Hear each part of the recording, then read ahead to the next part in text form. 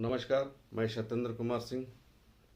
हम लोग इन दिनों चर्चा कर रहे हैं कोलफील्ड, ट्रेड यूनियन, जेबीसीसीआई, वेतन समझौता 11वीं को लेकर।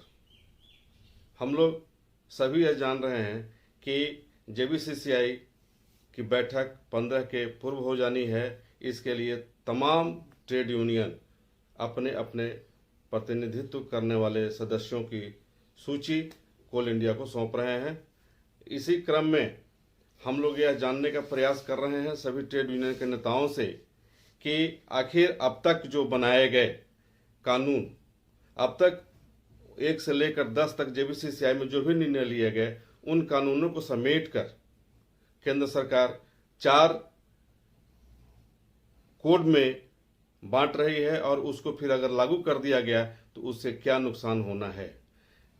इसके अलावा हम लोग इस बात की भी चर्चा कर रहे हैं कि आखिर इससे अगर नुकसान होना है तो ट्रेड यूनियन इसके लिए क्या कर रही है। क्या ट्रेड यूनियन के प्रतिनिधि, क्या ट्रेड यूनियन के लोग मजदूरों से मिलकर उनका सहयोग से आंदोलन खड़ा करने की तैयारी कर रहे हैं। लेकिन अब यहाँ सवाल कई बार यह भी उठा है कि जब केंद्र सरकार किसानों की तरफ से की जा रही आंदोलन को नहीं सुन रही है तो ट्रेड यूनियन के नेताओं की केंद्र सरकार कितना सुनेगी, यह एक चिंतनीय विषय है।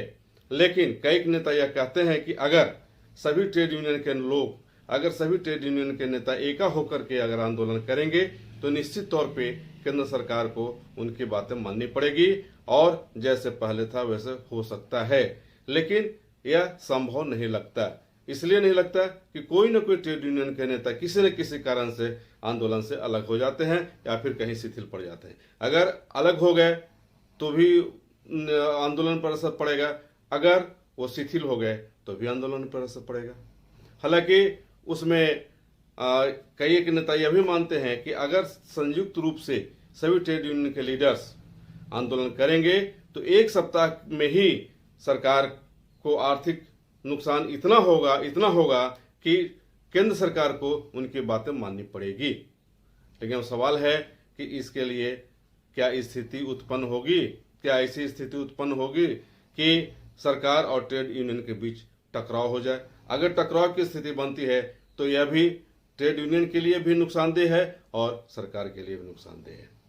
ऐसी स्थिति में क्या हो सकता है, क्या नहीं हो सकता है, इस पर आज हम बात कर रहे हैं जेबीसीसीआई के सदस्य HMS के वरीय नेता नाथूलाल पांडे जी से। तो आइए सुनते हैं उन्होंने इन तमाम सवालों का जवाब किस रूप में दिया।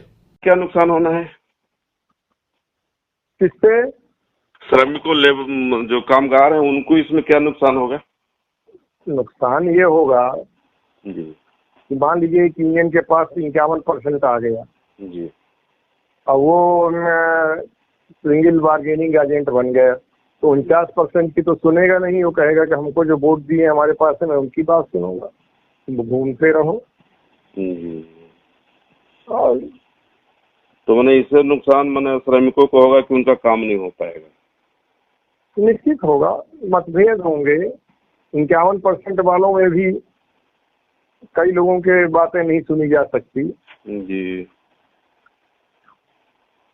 ऑटोक्रेसी बढ़ेगी, मनमानी करेंगे कि हम ही हैं, हम करेंगे जो करना होगा। तो मनमानी कौन मैनेजमेंट करेगा? मैनेजमेंट भी करेगा, यूनियन भी करेगी, दोनों मिल जाएंगे तो बड़ी दिक्कत हो जाएगी।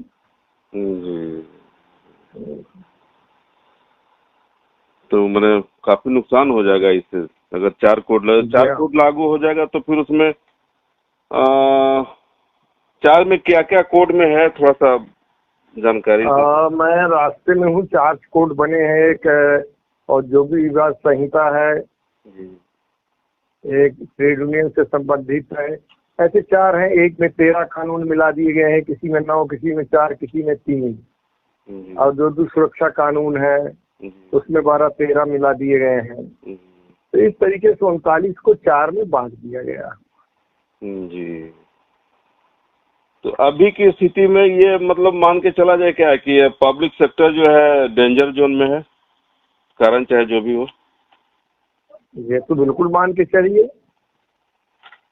तो इस जोन से हटाने के लिए ट्रेड यूनियन क्या कर रहा है, क्या भूमिका रहेगी ट्रेड यूनियन विरोध लगातार कर रहा है।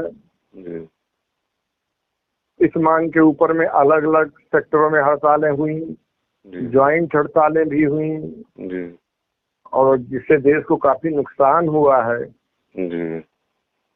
और अभी फिर से तैयारी चल रही है। तो क्या लग रहा है कि सरकार ट्रेड यूनियन की बात मानेगी या जो आंदोलन करेंगे उससे नुकसान भी हो रहा है?